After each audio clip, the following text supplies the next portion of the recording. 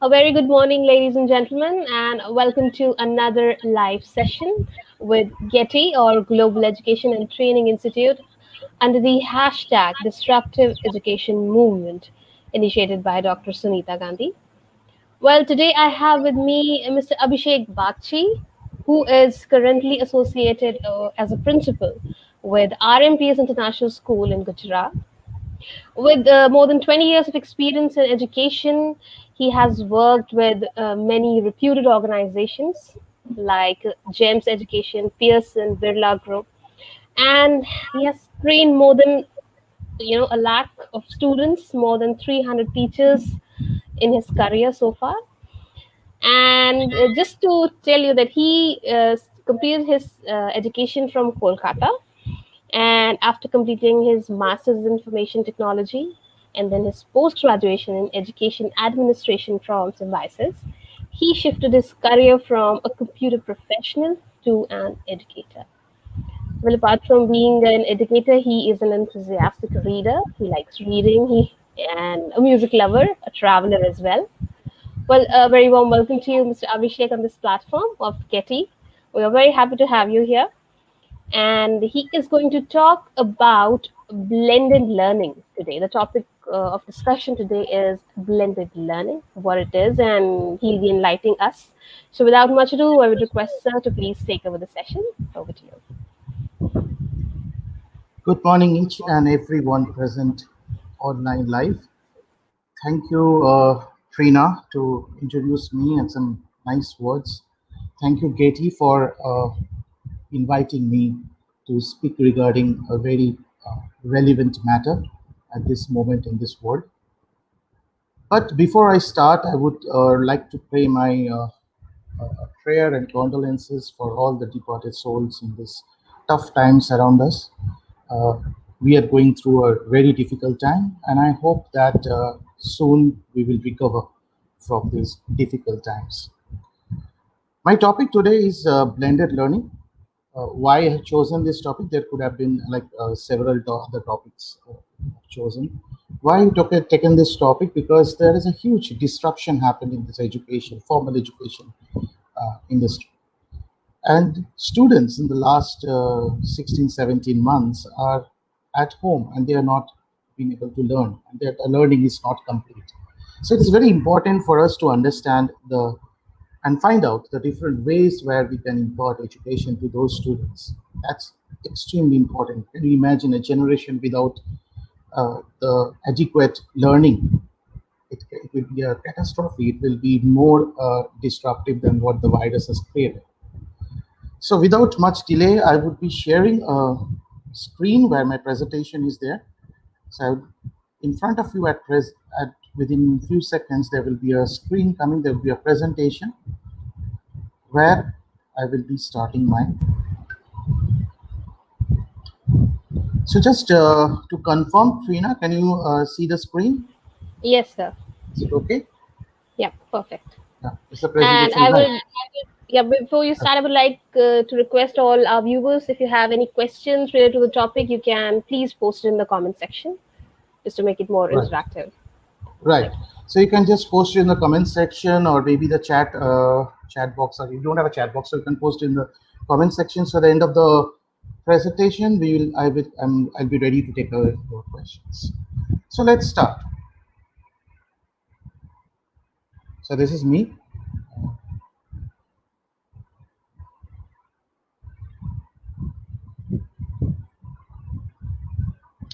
Okay. So we all know that national education policy has come up, and it is very much in line with what we're going to talk today. This is a portion of a text taken from the national education policy.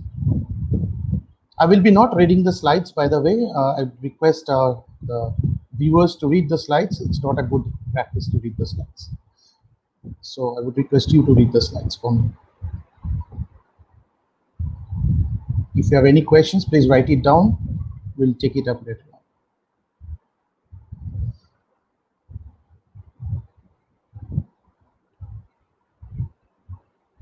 Trust me, this is a reality. It has happened to my classroom, one of my classrooms when I was in Dubai. So this is just not a cartoon drawn by some random person.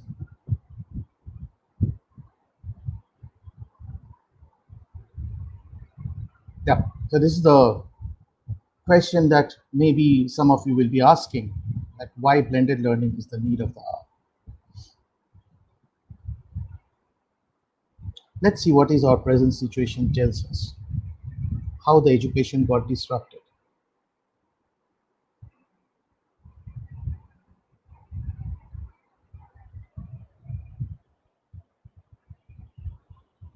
The numbers and the data are overwhelming. They tell us how pathetic the situation is, and we, the educators, are feeling so helpless.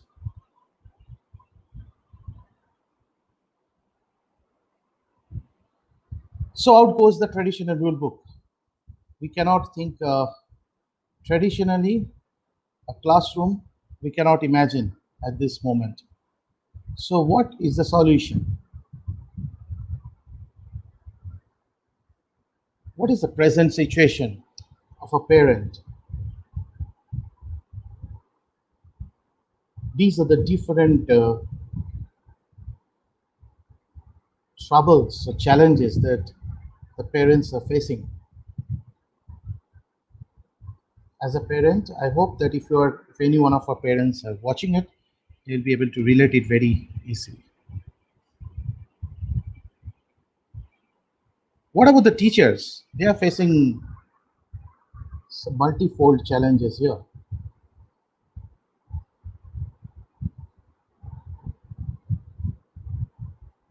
As you can see, there is a pressure from principal also. I agree to that. Being a principal, I know that how much pressure that I put on my teachers and how fantastically they take up the challenge and they do their work. We asked our teachers to become an online teacher within 72 hours, and all our teachers, they did a good job. So a round applause for them, no doubt in it. And what about the students? What they are feeling at home?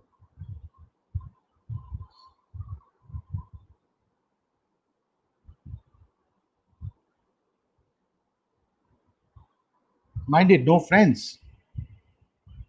It's a tremendous social emotional loss which the students are going through. No sports and games, no physical activities.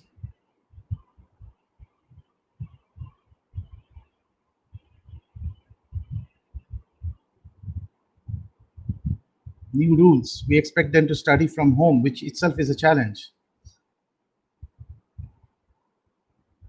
So these are the challenges that we all are facing here, the parents, the teachers, the students. So what is next? So let's watch a video. What can be the future? Let's see the video.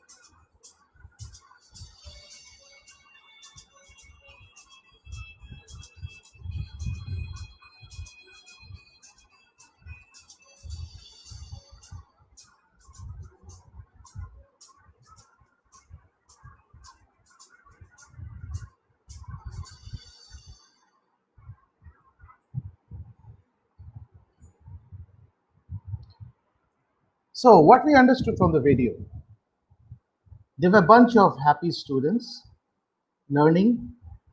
So let us find out like what are the major things that we learned from the video. One, definitely there was a learning ecosystem, a learning environment created around the students. They were learning at home. There were a lot of self-learning going on. They came to school. There were lots of interaction with the technology and the teachers in person. They came to the classroom. They learned from the teacher through instruction-based learning.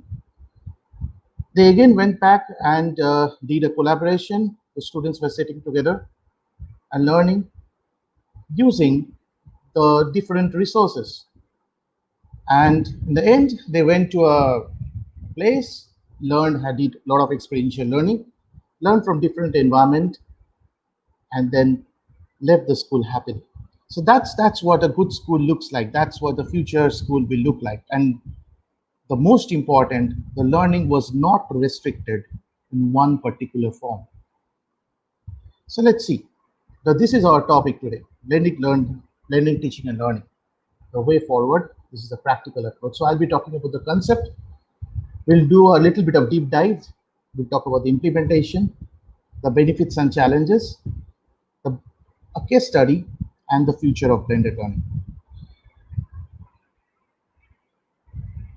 So this is a very famous quote from Sherry Edwards.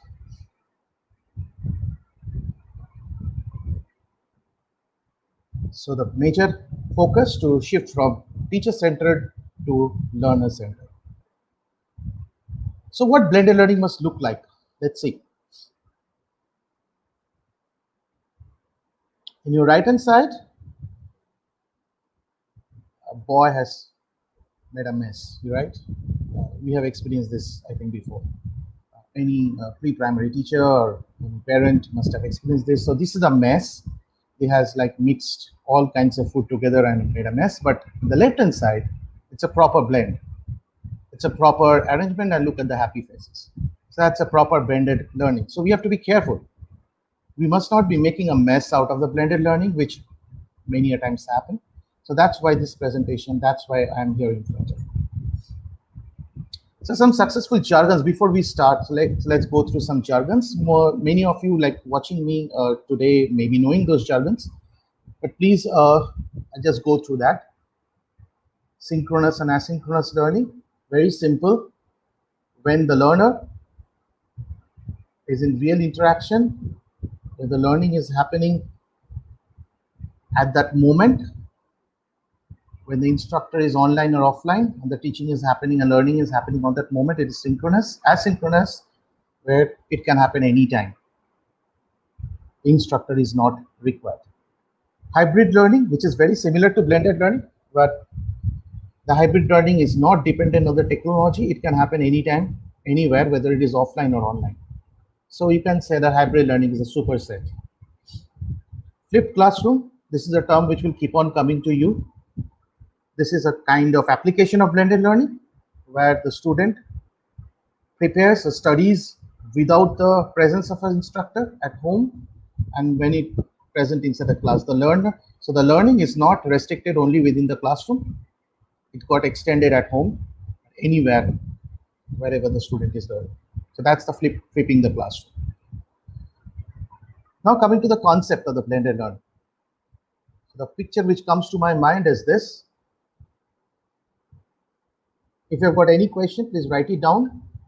We will be, I will be answering your question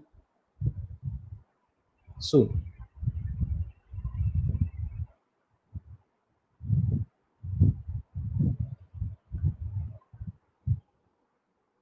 Okay.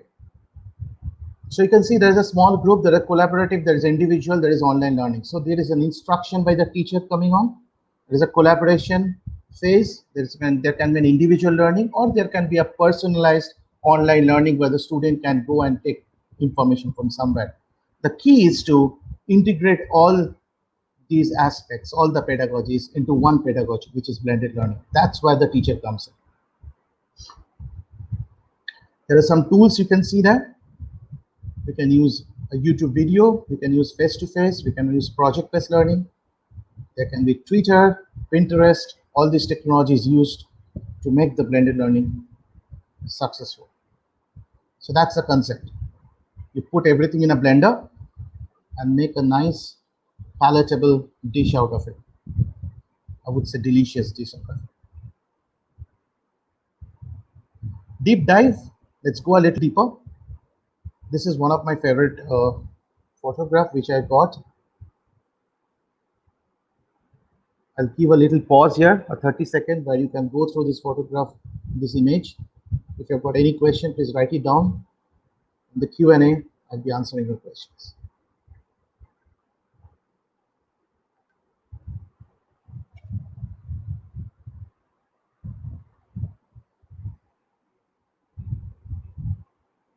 Okay, it's pretty simple. It's like pre-classroom mode, classroom mode, and post-training mode. So in the pre-classroom mode, you can see the student going through a formal learning and informal learning. In the classroom mode, mostly it is formal because here the student is inside the classroom where the lecture, demonstration, and all those things going on.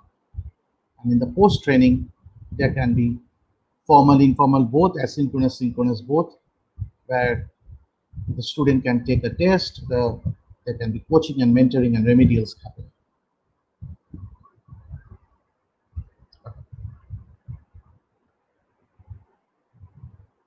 I'll try to share this presentation in my slide share, and I'll be putting the slide share link in in my Facebook link so that you can get it from there.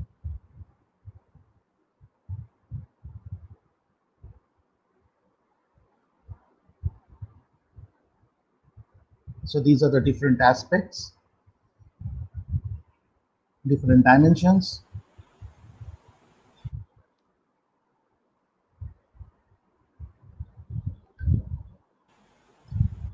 Trina, I would like to give a pause here. Is there any worry or any question here, or I'll continue? Yeah, we have a question here asking about what are the areas of blended learning. Right.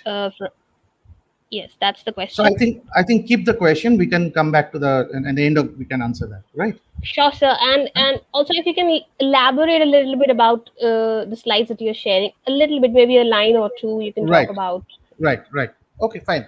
So in the previous slides, you can see that here it's a practical approach towards blended learning. Like it will more or less answer the question which is already asked, that what are the areas that when we go to a pre-classroom mode before the classroom has started, then there are study guides, references, videos sent to the students in several forms. Like it can go as a notes format, or it can go in an online notes format through a learning management system software. And there can be a pre-diagnostic assignments which will give you the idea that what is the present situation of a student. When the student comes to the classroom mode, which is the middle portion of it, or the middle portion of the picture, of the photo, of the image, here the student is absolutely into the formal learning environment, where the student is inside the classroom, whether it is a virtual classroom or the physical classroom. There, the demonstrations, hands-on activities, the lectures and discussions takes place. And then the student goes to the post-learning phase. In the post-learning phase, there can be asynchronous and synchronous. Means it can be in synchronous, means where the teacher or the lecturer is present with the student. There's a lot of coaching going on, mentoring going on, based on whatever learning has happened. So it's a post-learning based on the post assessment that has been taken, based on the reports that got generated, the analysis that has been done on the performance of the student. So this whole process can take place with face to face, or like if you come to this picture, it can happen face to face, it can happen in an individual environment, it can happen with the peers, or it can happen in front of a specialist educator. Coming to this slide, this is showing that the level of instruction, there are different domains, like the dimensions of this blended learning. When you talk about the time, we can talk about the role of the online components. We can talk about the teacher role. If there is a teacher who is listening to me, they will understand that the teacher-led instruction, the teacher supports instruction, and no teacher involvement.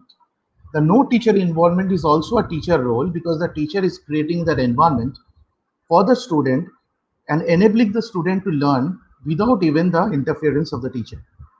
That is the training, or that is the environment the teacher manages to create. It is a part of blended learning also. When it comes to time, you can see that fixed daily schedule, modified schedule, and open entry, open exit. That means the time varies here. It can be a fixed daily schedule, like in a school, what the student goes to. It can be a modified schedule when it comes to the weekends, maybe.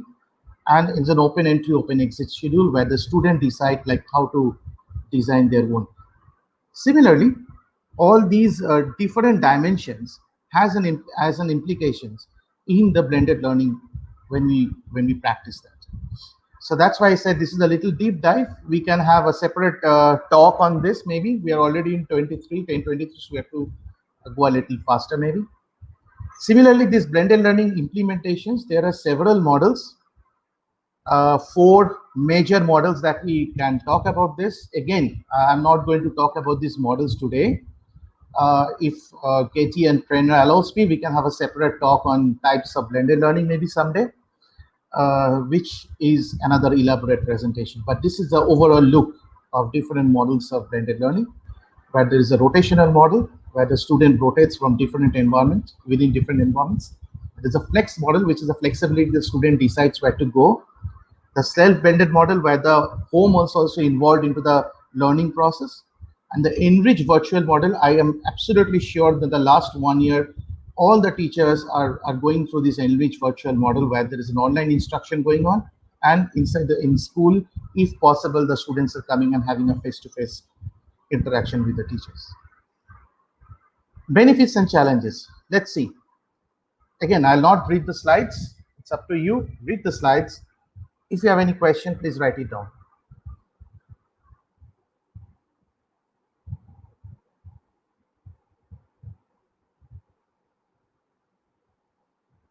Right, you can see the challenges first of definitely the new skills required, because it's not an easy thing to do. You need to do a lot of integration here. Your curriculum will become very, very important. And you have to understand the pedagogies, you have to be good in technologies. But if you look at the benefits, definitely it is far, far worthy.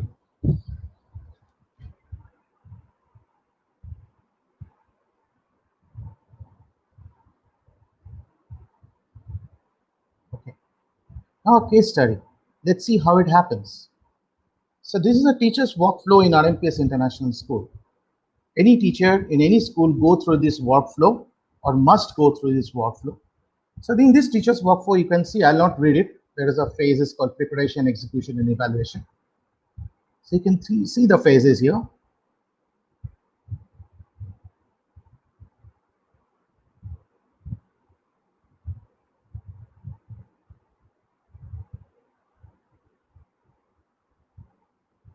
In this online teaching learning world, setting up the communication channel with the learner and parent is absolutely important. So that goes as a part of the preparation.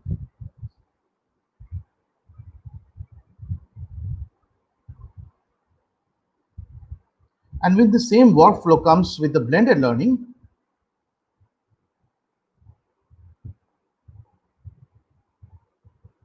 Look what is happening here.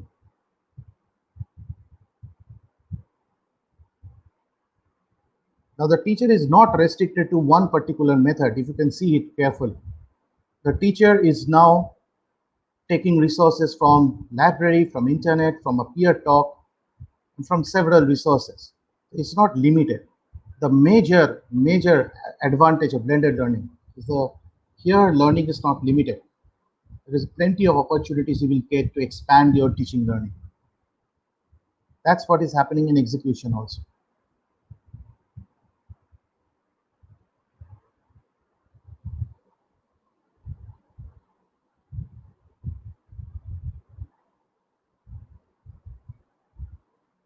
What happens from the student's point of view? Let's see. Let's have a student's example. Remember that image where the post pre-classroom, classroom, and post-classroom were there? Look at the pre-classroom.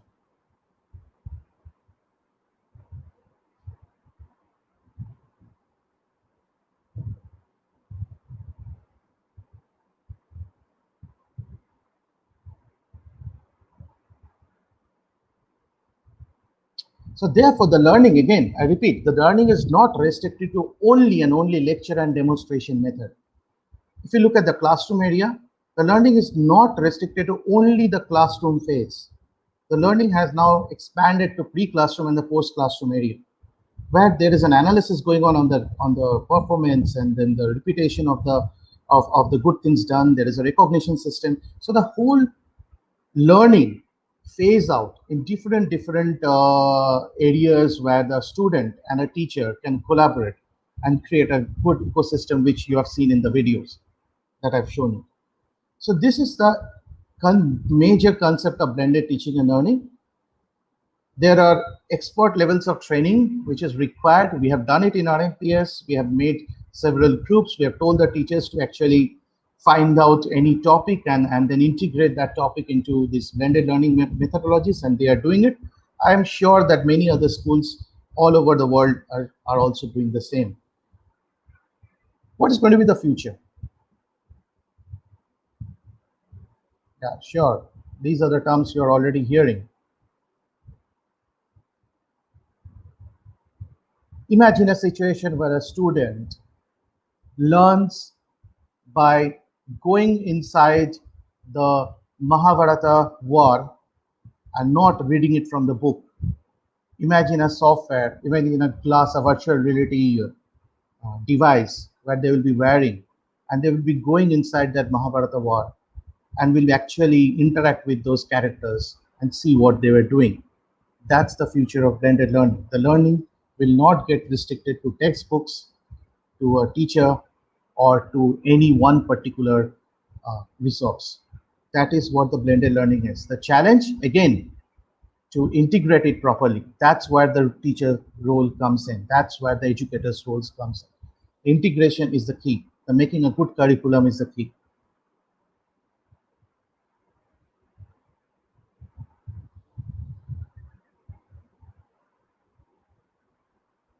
So it's a complete training solution.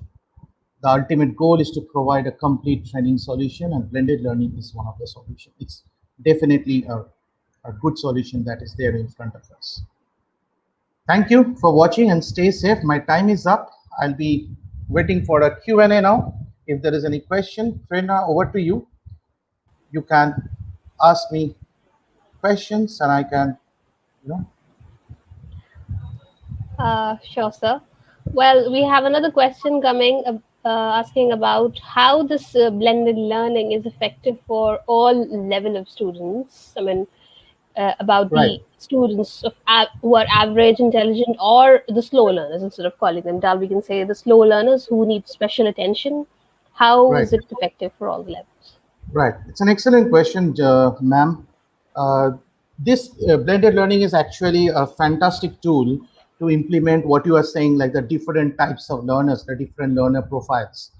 Why and how? Right.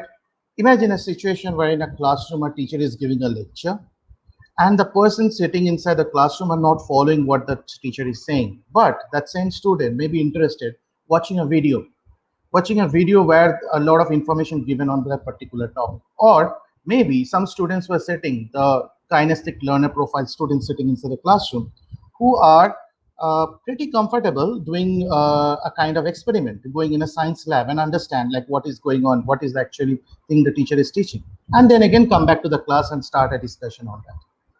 Blended learning, a good, well-designed blended learning curriculum, blended learning class can actually give those students the opportunities to do that, where a group can go in a library and start reading about that particular topic. A group can stay with the teacher and listen to the lecture. A group can actually go to a computer lab and watch the video of that particularly assigned. A group can go to the labs and do experiments on the topic.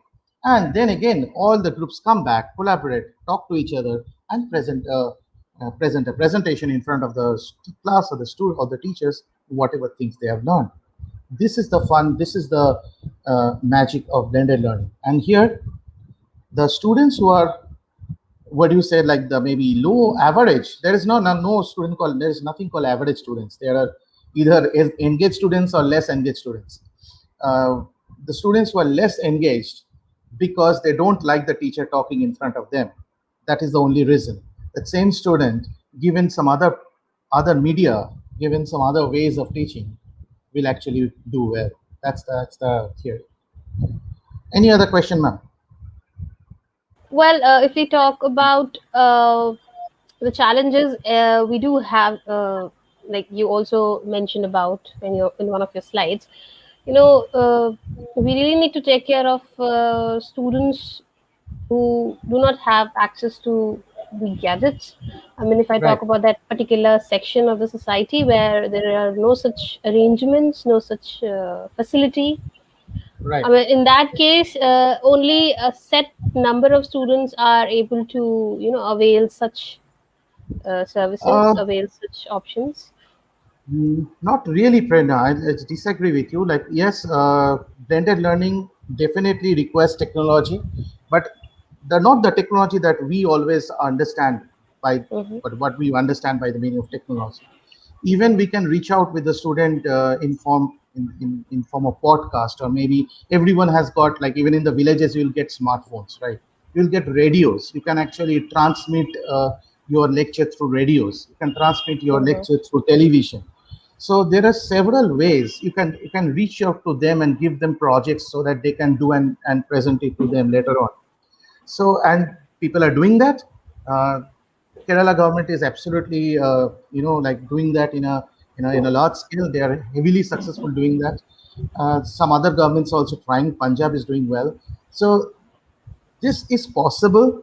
It's Mm-hmm. not restricted to people, the privileged children that you are talking about. It is not restricted to them. What is important is a mindset. First, all the teachers listening to me, or each and everyone listening to me, must develop that growth mindset, that positive mindset. Yes, it is possible. We will not get restricted to a situation where like lakhs and lakhs of people will be out of school and the learning stops. That should not happen again in the history of mankind. We should be working towards that. That's why my topic today is blended learning, because we should not get restricted ourselves to learning inside that square or rectangular classroom. Mm-hmm. That should be the key. There are many ways, like again, like if Katie agrees, we can come into another version of blended learning part 2 maybe, and we can Sure. talk about the several implementation ways, right? How we can Mm-hmm. implement blended learning. Absolutely. We will definitely connect soon with another such round, another such informative session with Right. you. As you said, you rightly said that yes, there are other ways where through which we can connect with students in rural areas through radios and podcasts and so many other things. But again, I mean, it's harder and harder to, educate children in the age of social media. If I talk, because gone are the days when students were very obedient and they used to sit and listen to what the teacher is saying. So if we talk about the session or anything happening on the radio or through any other gadget, I mean, don't you think it's a little difficult for the teacher or the person on the other side to convey the information or reach out to the students? I mean, just Yeah, I'm just it's trying to connect with the teachers, true. with the True. uh, yeah, True. It is difficult for the teachers to learn that craft, right?